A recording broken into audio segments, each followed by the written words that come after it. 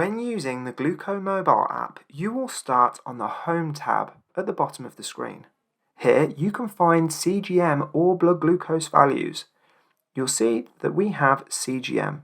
For that, we have a percentage reading for time in range, we have our average glucose reading, and also our highest and lowest values. You'll see that that is presented, in this case, alongside insulin, where we have the total average daily dose for our total insulin consumption and also for basal and bolus.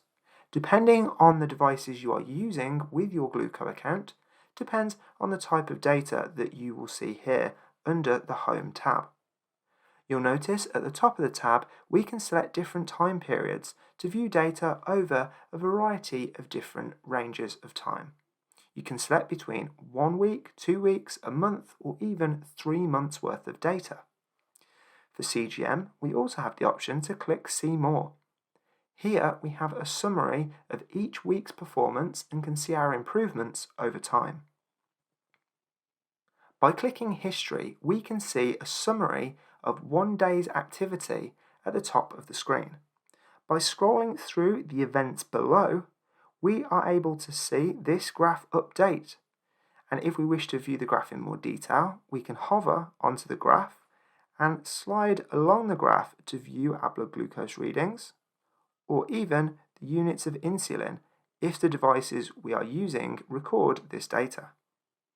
You'll notice in the top left, we also have the option to view this graph in landscape to get a better view of the data as it is being presented. If we were to click onto the next tab, where we have Trends, you can see our average CGM values over the period of time we've selected at the top of the screen. You can see, for instance, on the 24th of September, we had some high readings, which show as an amber dot on the graph at the top. As we continue to scroll, you can see how our insulin intake varies, and also our CGM daily overview, which in this case shows that the control was very good over this time period and we remained largely within our target range. If we click the Add option in the middle of the toolbar at the bottom of the screen, we can add a range of events manually, whether that be for HbA1c, blood pressure, exercise, food, insulin, medication, notes, or weight. For all of these events, we can document them manually and then discuss those entries later with our clinician during our next consultation. The Notes feature is particularly useful if you want to document a specific event that was difficult to manage that you could then talk through in greater detail with your clinician during your next consultation. By clicking the final option on the tab at the bottom, we have More.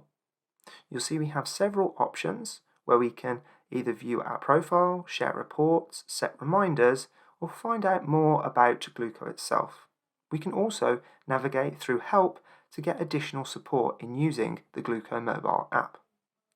If we click Profile, you'll see we have a range of information relating to this individual profile, and we're able to select the Pro Connect code.